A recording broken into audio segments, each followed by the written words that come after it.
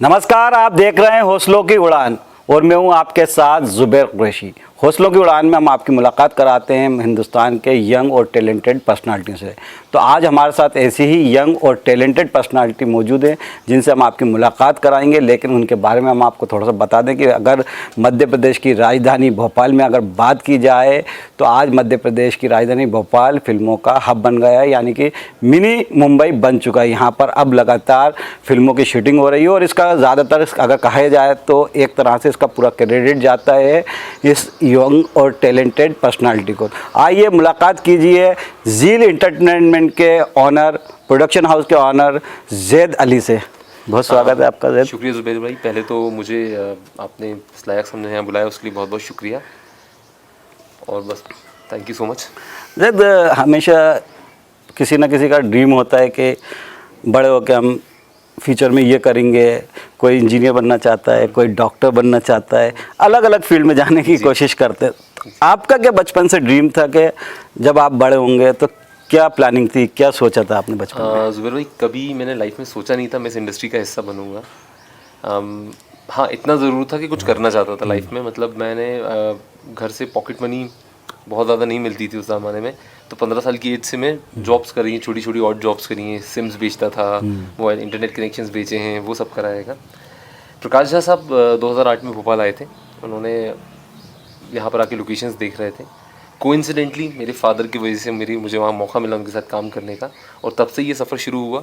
एक छोटी सी बात और बता दूं जैद के बारे में कि जैद के जो पापा हैं, फादर हैं, भोपाल के नामी ग्रामी सिंगर और गज़ल गाते हैं। इसके अलावा काफ़ी फिल्म इंडस्ट्री से भी उनका काफ़ी करीबी ताल्लुकात रहे हैं, जिनका नाम है जुल्फ़िकार अली।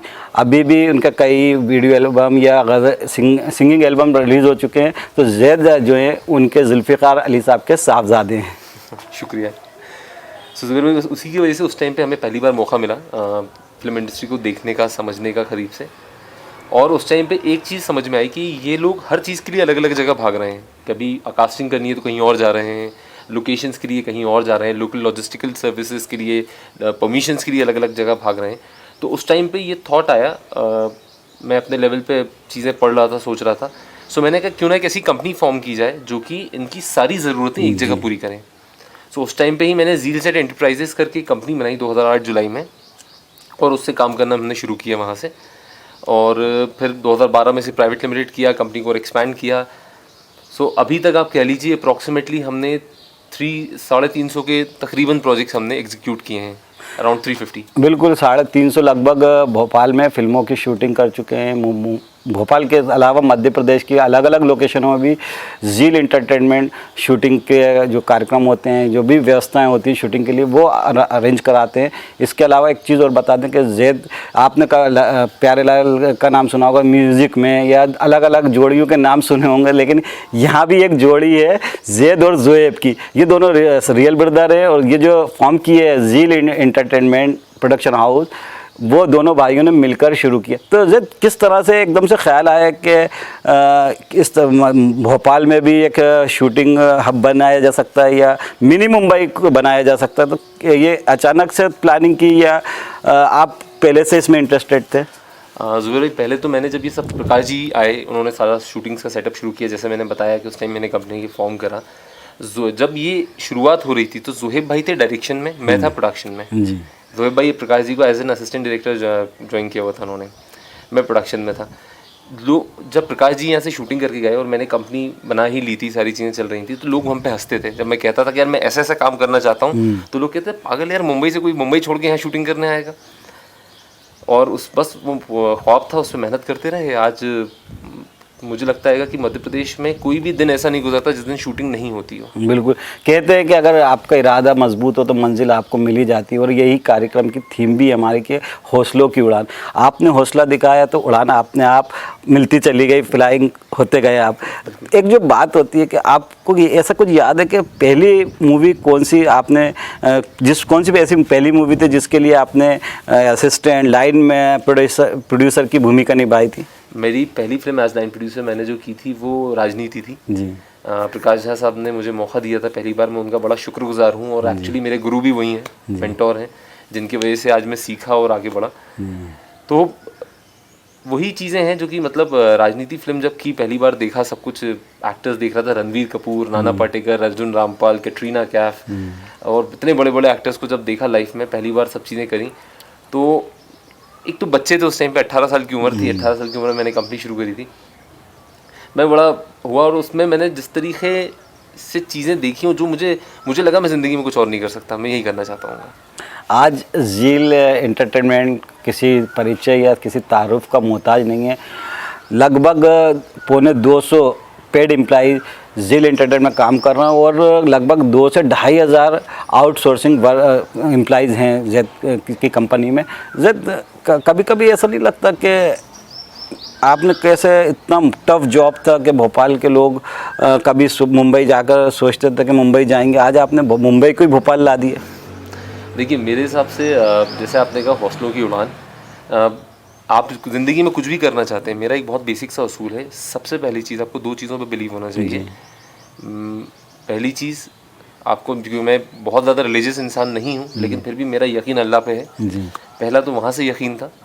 दूसरा यकीन अपने आप पे होना चाहिए आपको, कि आप अगर कुछ चीज़ कर रहे हो, अपने ख्वाब में आप बिलीव कर रहे हैं, अपने हौसलों, तो हौसले फिर आपके ख्वाबों को आगे लेके ही जाते हैं। बिल्कुल, जब हौसला अगर आपने है, आप में इरादा मजबूत है तो आपको मंजिल ज़रूर मिलती है। और कहते हैं कि कौन कहता है कि आसमान में सुराख नहीं होता, एक पत्थर तो तबीयत से उछालो यार।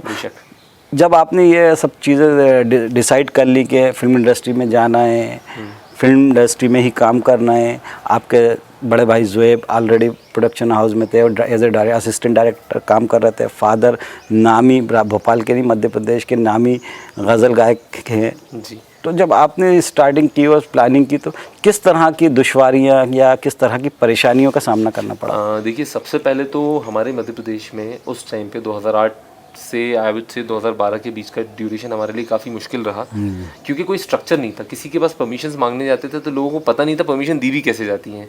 हम भी नए थे, हमने भी समझने की कोशिश कर रहे थे, स्ट्रगल कर रहे थे अपने उस चीज़ के अंदर। मैं लेकिन उस दौरान मतलब एक पर्सनल लेवल पे एक थैंक यू करना चाहता हूँ उन लोगों को, अगर वो लोग नहीं होते तो शायद आज मैं यहाँ नहीं होता। उनमें बहुत बड़ा हाथ है मध्य प्रदेश की ब्यूरोक्रेटिक लॉबी का, जो उस टाइम पे जो पूरे ब्यूरोक्रेट्स थे, जहाँ पर भी हम जाते थे, मतलब वो मुझे बिल्कुल मुझे आज भी याद है, भोपाल एडीएम थे जब मैंने काम करना शुरू किया था, आजकल वो कमिश्नर होशंगाबाद हैं, रजनी श्रीवास्तव जी, उनको शुक्रिया कहूँगा। मध्य प्रदेश टूरिज़्म में अश्विनी लोहानी जी थे जो एमडी टूरिज़्म रहे, वो राघवेंद्र सिंह जी रहे, वो हरिंजन राव साहब रहे, वो फैज़ अहमद खदवई साहब रहे, वो मनोज श्रीवास्तव जी रहे। तो ये वो नाम है, मैं काफ़ी नाम मिस कर रहा हूँ, मैं उनको माफ़ी चाहता हूँ, लेकिन ये वो नाम है जिनको मैं पुखराज मारू साहब, डॉक्टर शैलेश श्रीवास्तव, आईजी भोपाल साहब, और ये लोग थे। और इवन आज तक अगर ये वो पर्दे के पीछे के खिलाड़ी हैं जिन्होंने हमें पूरा सपोर्ट किया, आगे बढ़ने के लिए मदद करी। और आज भी मतलब भोपाल कलेक्टर उस टाइम पे थे, आजकल टूरिज्म एमडी शिवशेखर शुक्ला साहब। तो मैं कहूँगा ये वो लोग थे जिन्होंने पर्दे के पीछे रहते हुए यहाँ इंडस्ट्री खड़ी करने में हमें बहुत मदद करी। उसके बाद यहाँ के लोग भोपाल के, जुबैर भाई मैं बड़ा अच्छा इंसिडेंट आपको बताता हूँ। अभी रिसेंटली कंगना रनौत की एक फिल्म में शूट कर रहा था, धाकड़, इकबाल मैदान के बिल्कुल हार्ट ऑफ द सिटी में हम लोग शूट कर रहे थे। आसपास अच्छी खासी आबादी है, सारे लोग हैं, और कंगना के साथ वाई सिक्योरिटी थी। तो उनकी जो चीफ थे वाई सिक्योरिटी के, महेंद्र जी, वो मेरे पास आए, उन्होंने कहा यार जैद कैसे करेंगे, कंगना मैडम कल यहाँ आने वाली हैं, शूटिंग कैसे करोगे यार, इतने भीड़ भाड़ वाला इलाका है, सारी चीज़ें होंगी। मैंने कहा महेंद्र जी आप बेफिक्र रहिए, ये भोपाल है। और आप यकीन मानिए जुबैर भाई कि वहाँ पर जब हम शूटिंग करने गए थे तो वहाँ 4 आदमी भी नहीं खड़े थे कंगना को देखने के लिए। ऐसा नहीं है कि कंगना कोई बड़ी एक्टर नहीं है, लोग उन्हें पसंद नहीं करते हैं, ये नेचर है इस शहर का। ये नेचर है कि हम किसी को डिस्टर्ब नहीं करना चाहते।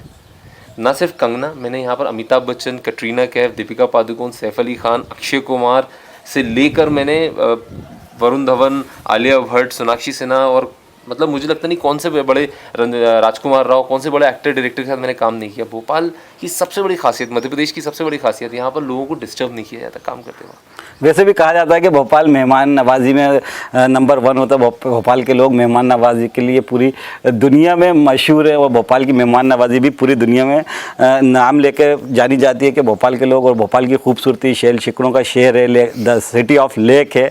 तो एक जो चीज़ आपने कही कि ब्यूरोक्रेट्स ने आपको बहुत सपोर्ट किया, ब्यूरोक्रेट्स की बहुत हेल्प रही आपके साथ इस पूरे आगे बढ़ने में।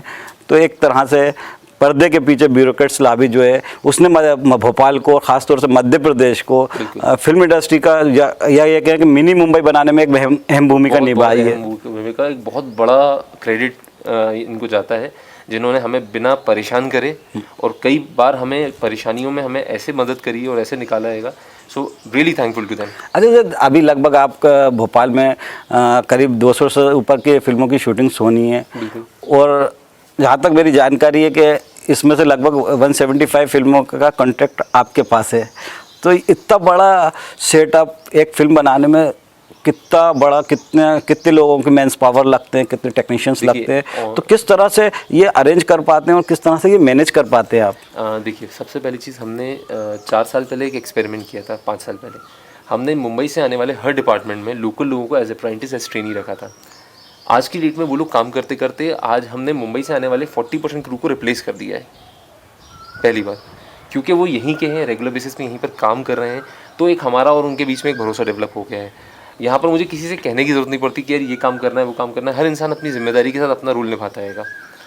और दूसरा, मैं बहुत बड़ा क्रेडिट अपनी टीम को देना चाहूँगा। मेरे जो मैनेजर्स हैं, मेरे मतलब मैं मैनेजर्स नहीं कहूँगा, मेरे भाई हैं वो सब के सब, जिसमें काफ़ी जो मतलब, और सभी मेरे साथ 12-13 साल से जुड़े हुए हैं, जिसमें मुस्तकीम शाह खान है, एक हमारे मनोज राजपूत हैं, एक हमारे अंसार भाई हैं, बाबर भाई के नाम से लोग जानते हैं उनको, फराज भाई हैं, और क्या नाम से जितने भी, राहुल है, तो जितनी भी, और हमारी कास्टिंग की टीम है, अली है, शिखा है, मयंक है, राहुल है, ये जितने भी पूरी टीम है हमारी, ये कोर टीम में जिन्हें कहता हूँ मेरी, ये लोगों की मेहनत है। मतलब आज भी मैं यहाँ बैठा हुआ हूँ और मेरे पीछे 4 शूटिंग्स चल रही हैं।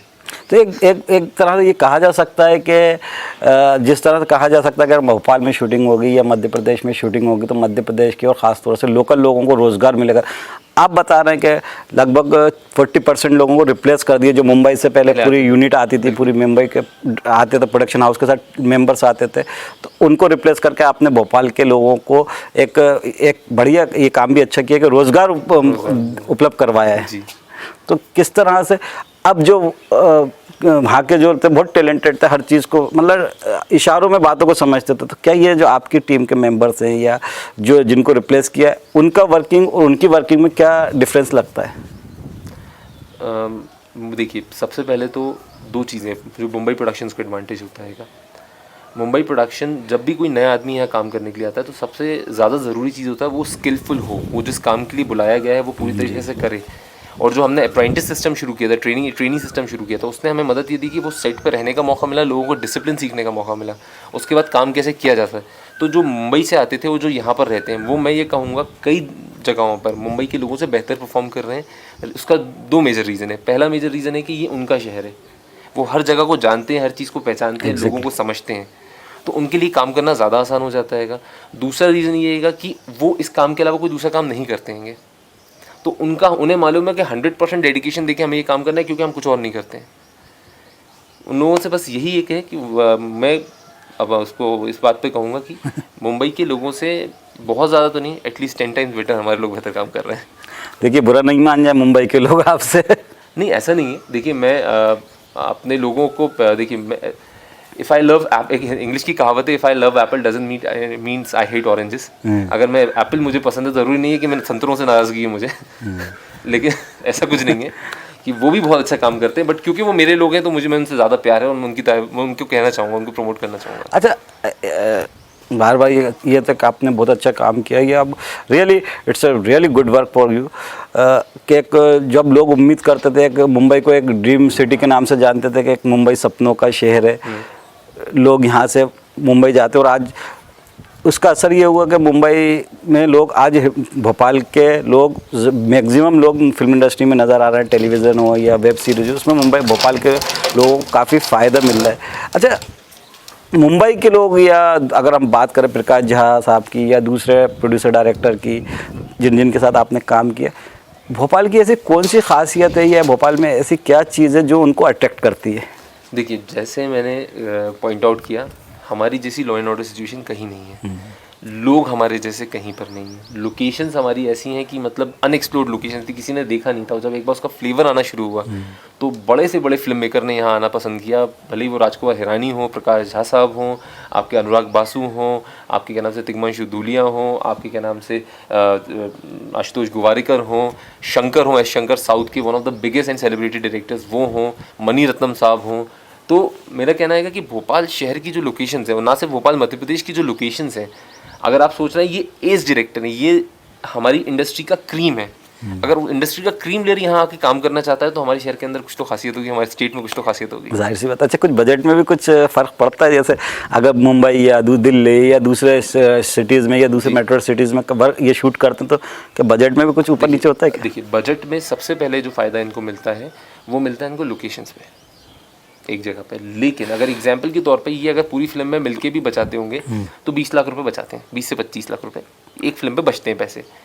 लेकिन ये होटल्स पे, अकोमोडेशन, ट्रांसपोर्टेशन, केटरिंग एक्स्ट्रा जो लगती है, इनका जो लॉजिस्टिकल चीज़ें होती हैं, उन पे ये 2.5 से 3 करोड़ खर्च करते हैं।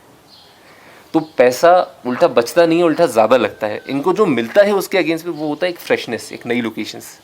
कहानी को कहने के लिए उनको जो लोकेशंस की ज़रूरत होती है वो मिलता है, जो बैकड्रॉप चाहिए होता है वो मिलता है। मतलब ये कहा जा सकता है कि बजट अगर भोपाल में शूटिंग करते हैं या मध्य प्रदेश के अलग अलग लोकेशन में शूटिंग करते हैं तो बजट ओवर हो जाता है, बढ़ जाता है। क्योंकि 20-25 लाख अगर कोई मूवी बन रही है या कोई वेब सीरीज बने तो 20-25 लाख आई थिंक मेरे हिसाब से मायने नहीं रखता। तो बजट बढ़ता है लेकिन उनको लोकेशन, फ्रेश लोकेशंस मिल जाती है, नई लोकेशंस मिल जाती हैं।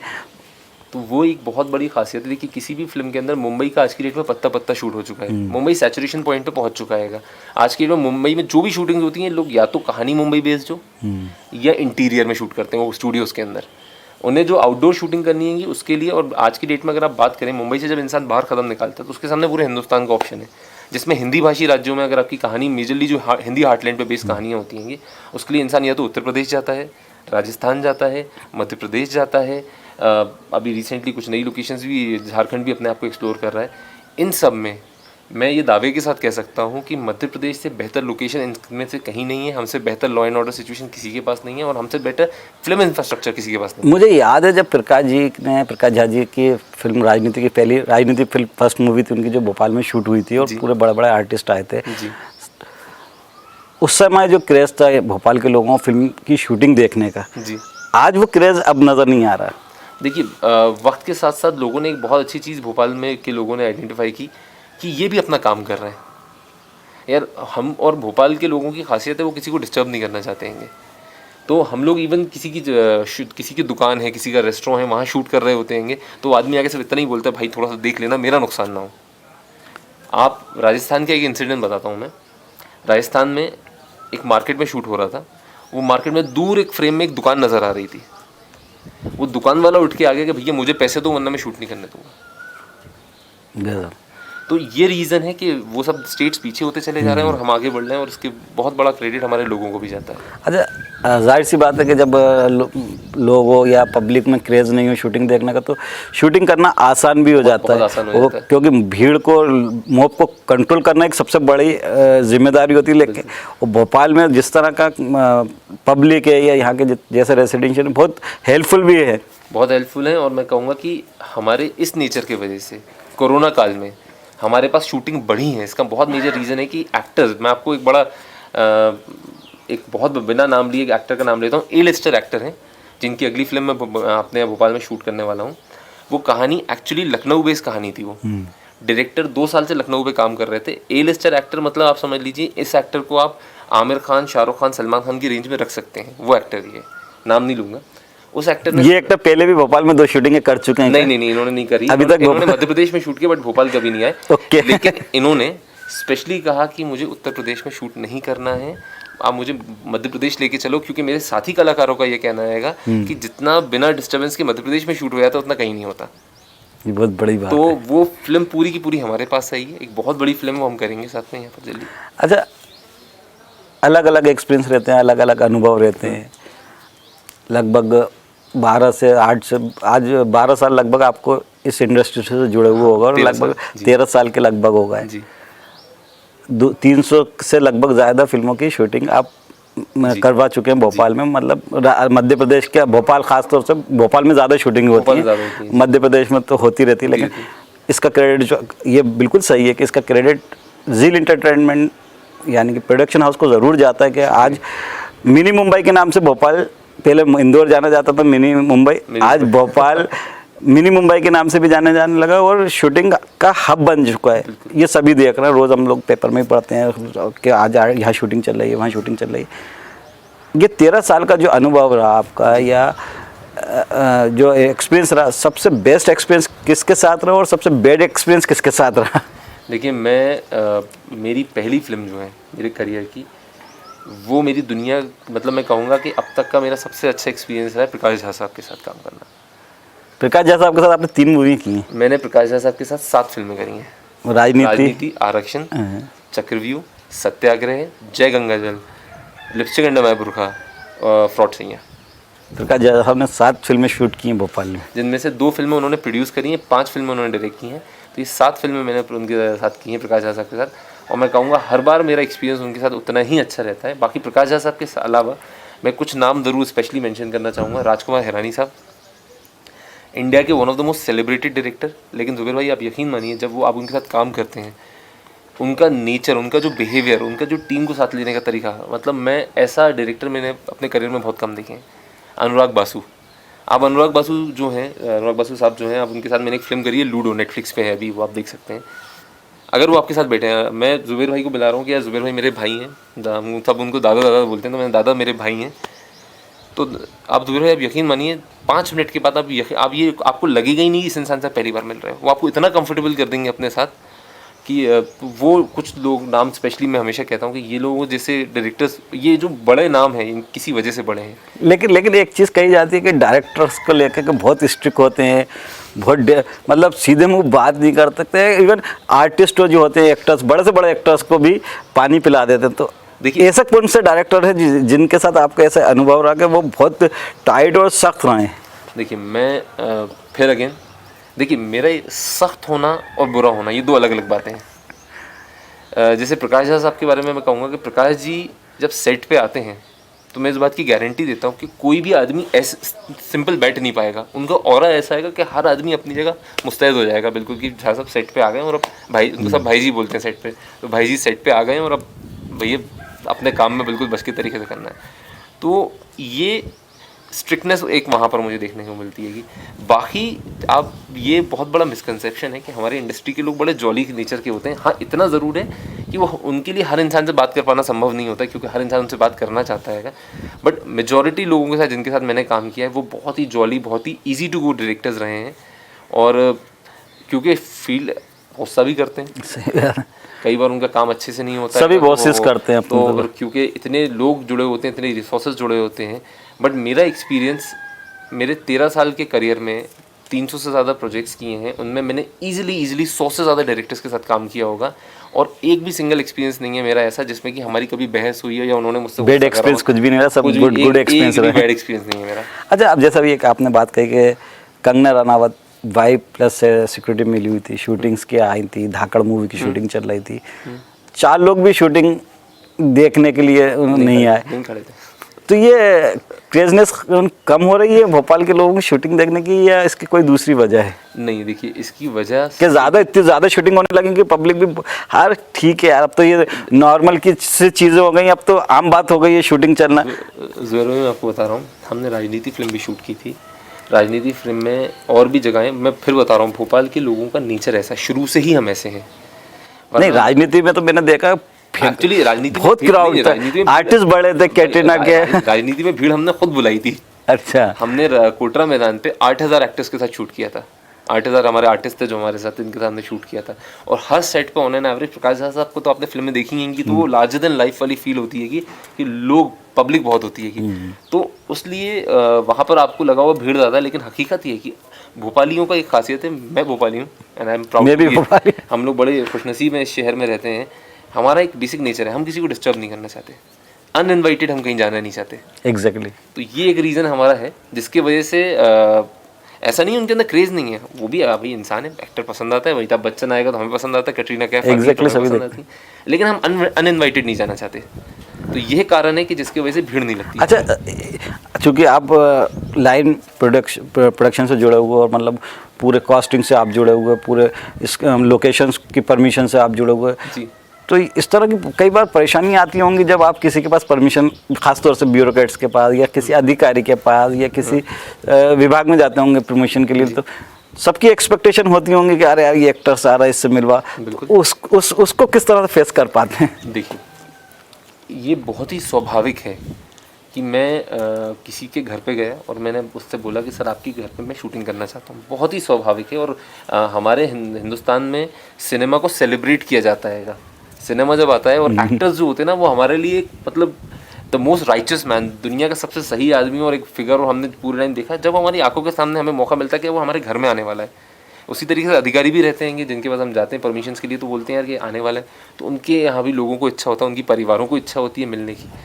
तो जिस हद तक हम उस इच्छा को पूरी कर सकते हैं हम पूरी करते हैं। और एक और बात बता दूं कि कई बार जब हम उस इच्छा को पूरी नहीं कर पाते, तो यहाँ के लोगों की एक और खासियत है कि उसके बाद भी वो हमें उतना ही कोऑपरेट और उतना ही सपोर्ट करते हैं। देखिए, अच्छे और बुरे लोग हर जगह मिलेंगे आपको, डेफिनेटली बताओ, ये दुनिया का एक बेसिक यूनिवर्सल लॉ है। लेकिन मतलब मैं ये कहूँगा हमारे पास 99.99% लोग अच्छे हैं। अच्छे हैं, तभी आप अच्छे हैं तो जग अच्छा है।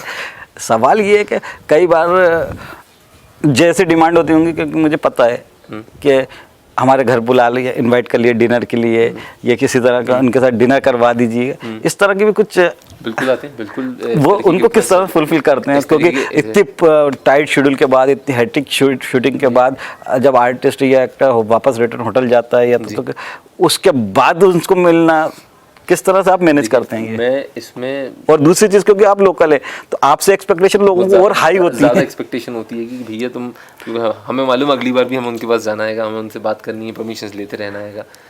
देखिए, उस टाइम पे सबसे बड़ी चीज़ ये थी कि यहाँ पर अनरीजनेबल डिमांड्स हमारे सामने अमूमन नहीं आती हैं। आमतौर पे हमारे पास इस तरीके की डिमांड्स बहुत कम, क्योंकि अब लोगों का भी क्रेज़, आपने जैसे कहा इतनी शूटिंग्स होने लगी तो इतना क्रेज़ बाकी नहीं है। अब लोगों का भी एक स्टैंडर्ड बन गया कि हम अमिताभ बच्चन से मिले थे तो अमिताभ बच्चन से मिलेंगे, उससे नीचे लेवल का एक्टर आएगा तो हमें कोई फर्क नहीं पड़ता।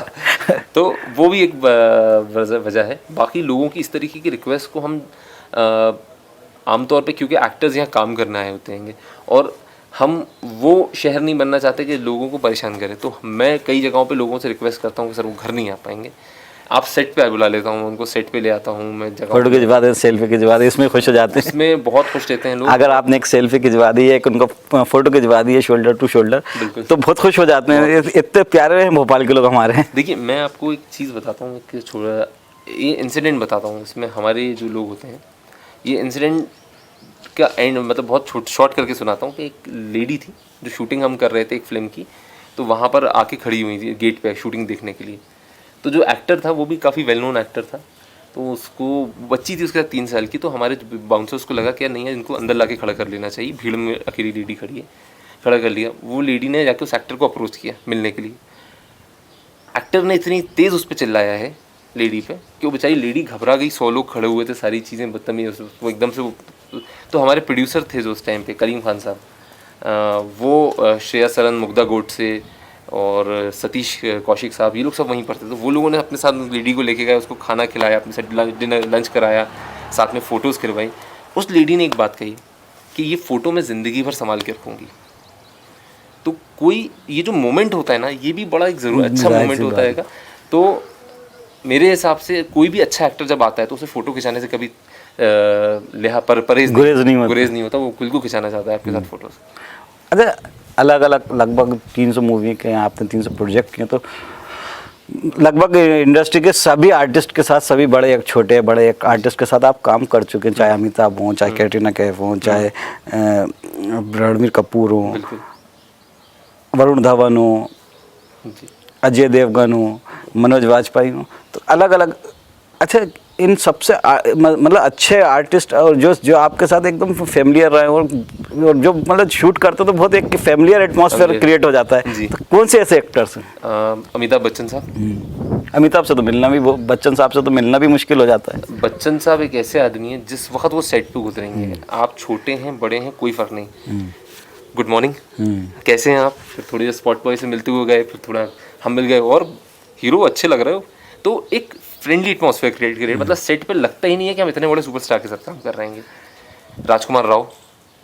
राजकुमार राव एक ऐसे एक्टर हैं आज की डेट में जो इतने वेल नोन हैं, इतने सब कुछ चीज़ें हैं उसके बाद भी, लेकिन इतना डाउन टू अर्थ आदमी है। Varun Dhawan, new age actors में one of the nicest actors I worked with, one of the nicest person I worked with. इसके अलावा कटरीना कैफ भी, वो भी बहुत नेचर वाइज बहुत अच्छी हैं, उनसे आप कभी बात करते हैं। आर माधवन, अभी रिसेंटली उनके साथ एक फिल्म कर रहा हूँ, अमरीकी पंडित। मतलब ये लोग आपको एक ऐसा फील देते हैं कि यार ये कितनी अच्छी दुनिया है, कितने अच्छे लोग हैं ये लोग, जो इनका काम करने का तरीका है। तो ये कुछ एक्टर्स जो मुझे इमीडिएट बेसिस पे मुझे लगा कि जिनका नाम मुझे लेना चाहिए। ऐसे तो और भी काफ़ी सारे एक्टर्स हैं। रणवीर कपूर मतलब one of the nicest actors I worked with. Ranveer Kapoor का एक इंसिडेंट था कि रणवीर कपूर संजू फिल्म हम शूट कर रहे थे भोपाल में, उसको प्रोस्थेटिक मेकअप लगता था संजू का, तो वो मेकअप लगने में 2.5 से 3 घंटे जाता था उसका। तो वो सुबह 3 बजे उठ के आता था, 2.5 से 3 घंटे मेकअप लगाता था, उसके बाद शूट 12 घंटे करता था, उसका मेकअप उतारने में 1 घंटा लगता था। तो आप समझ सकते हैं उसकी नींद क्या होती होगी, और रेगुलर शूट चल रहा है, हेक्टिक माहौल है, सारी चीज़ें आएंगी। तो एक उनके फ़ैन थे जो मेरे दोस्त थे, उन्होंने कहा यार मुझे रणवीर से आप मिलवाइए, मुझे बहुत शौक है मुझे उनसे मिलने का। अब मैं भी सोच रहा यार ये आदमी इतना थका हुआ है, इससे मैं कैसे बोलूँ। तो इत्तेफाक से क्या हुआ, बाहर निकला तो उसने मुझे हाई करा। उसके जनरली आदत थी कि वो बात करते हुए जाता था, हाई करा उसने। मैंने कहा भाई छोटी सी रिक्वेस्ट है, मैंने कहा मेरे एक फ्रेंड है आपसे मिलना चाहते हैं। अरे यार तू खड़ा क्यों रखा है, बुलाओ ना उनको यार। मतलब इतने अच्छे से मिले, और ना सिर्फ मेरे उस दोस्त से बल्कि हर वो इंसान जो उनके पास आता था वो उतने ही प्यार से और उतनी मोहब्बत से उनसे मिलते थे। सो वो एक मुझे बहुत अच्छे से याद है। बिल्कुल, यही नेचर और यही पब्लिक अपीयरेंस ही आपको आगे ले जाता है, लोग आपको पसंद करते हैं, आपका ये नेचर ही आपके लिए आगे काम आता है। एक आखिरी सवाल ज़्यादा आपसे कि आगे इन फ्यूचर राजधानी भोपाल में फिल्मों का क्या फ्यूचर है, क्या मुंबई फिल्म इंडस्ट्री पूरी तरह से भोपाल शिफ्ट हो सकती है, या मुंबई में ऐसा, भोपाल में ऐसा और क्या स्कोप है कि हम कह सकते हैं कि मुंबई पूरी तरह से जिस तरह मुंबई को बोलते हैं तो भोपाल को भी एक फिल्म इंडस्ट्री के रूप में याद किया जाए या देखा जा सकता है? देखिए ये आई थिंक कहना गलत होगा कि पूरी फिल्म मुंबई इंडस्ट्री यहाँ शिफ्ट हो सकती है, क्योंकि उसे बनने में 100 साल लगे हैं वहाँ पर, तो वो इतनी जल्दी ख़त्म नहीं होगी और होना भी नहीं चाहिए ख़त्म। वहाँ पर की अभी एक इम्पॉर्टेंस है, वो बनी रहेगी। मेरा कहना है कि भोपाल के अंदर पूरा पोटेंशियल है कि यहाँ पर हम एक फुल टाइम इंडस्ट्री करें। हम हिंदी भाषी, प्योर हिंदी भाषी स्टेट हैं। हम लॉजिस्टिकली बहुत मुंबई से, दिल्ली से, हर मेजर शहर से जुड़े हुए हैं। हमारे यहाँ के लोग अच्छे हैं, लॉ एंड ऑर्डर जैसे मैंने बताया अच्छा है, गवर्नमेंट अच्छी है, ब्यूरोक्रेट्स अच्छे हैं। यहाँ पर पूरा पोटेंशियल है, लोकेशंस अच्छी हैं, आर्टिस्ट एक्टर्स आप देखेंगे, मुझे लगता है कि सेंट्रल इंडिया में सबसे ज़्यादा एक्टर्स आपको भोपाल में, मध्य प्रदेश में मिलेंगे। तो ये बहुत बड़ा पोटेंशियल लगती है film as a film industry develop होने के लिए। इसको ज़रूरत है सही ह्यूमन रिसोर्सेज के ट्रेन होने के। जो लोग हैं फिल्म इंडस्ट्री के, जैसे मैंने बताया 40% लोगों को हमने रिप्लेस किया, हमारी और कोशिश है और लोगों को रिप्लेस करें। जुबेर भाई आप बताइए, हॉलीवुड कैसे बना, या मुंबई कैसे बना?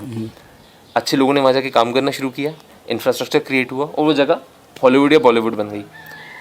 सेम हम भोपाल के साथ करना चाहते हैं। हम अच्छे लोगों को यहाँ लाना चाहते हैं, अच्छा इंफ्रास्ट्रक्चर खड़ा करना चाहते हैं ताकि उनको आसानी हो, उनके बजट्स में इनको हेल्प मिले और यहाँ इंडस्ट्री खड़ी हो जाएगी। और हम वो करने के काफ़ी नज़दीक आ चुके हैं। मुझे लगता है आज की डेट में मैं 2020 को तो काउंट नहीं करूँगा, 2019 को मैं काउंट करूँगा। आउट ऑफ 365 डेज, 365 दिनों में हमने 912 दिन शूट किया है। ग्रेट। यानी कि मल्टीपल शूटिंग्स चली हैं, एक दिन में 3-3, 4-4 फिल्मों की शूटिंग हो रही है। ग्रेट। अभी 2 महीने पुरानी बात कर रहा हूँ मैं, 12 फिल्मों की शूटिंग एक साथ कर रहा था भोपाल में, मध्य प्रदेश में पूरी मिला के। तो ये दिखाता है कि हमारा पोटेंशियल बिल्कुल। और सबसे इम्पोर्टेंट कि जब आप यहाँ पर शूटिंग्स बढ़ेंगी या दूसरी चीज़ें होंगी तो मध्य प्रदेश के लोगों, ख़ासतौर से भोपाल के लोगों को रोज़गार भी मिलेगा। जिस तरह से अभी आपने बताया कि 40% यानी कि 40% रिप्लेस कर चुके हैं आप, और 40% ये वो लोग हैं जिनको आप लोकल लोगों को रोज़गार दे रहा। तो ये थे हमारे साथ young and talented film producer झील का प्रोडक्शन हाउस के या झील इंटरटेनमेंट हाउस के ऑनर ज़ैद अली। आज जिनसे हमने बात की हौसलों की उड़ान में, और जाने के अगर आपके हौसले हैं, आपने किसी चीज़ को पाने की इरादा है तो मंजिल आपको ज़रूर मिलती। तो देखते रहिए हमारा चैनल और सब्सक्राइब ज़रूर कीजिए और लाइक कीजिए। और ख़बर आपको ये इंटरव्यू कैसा लगा, पसंद आए तो शेयर करिए, कमेंट करिए और बेल आइकन को बटन दबाइए। दीजिए इजाज़त, नमस्कार।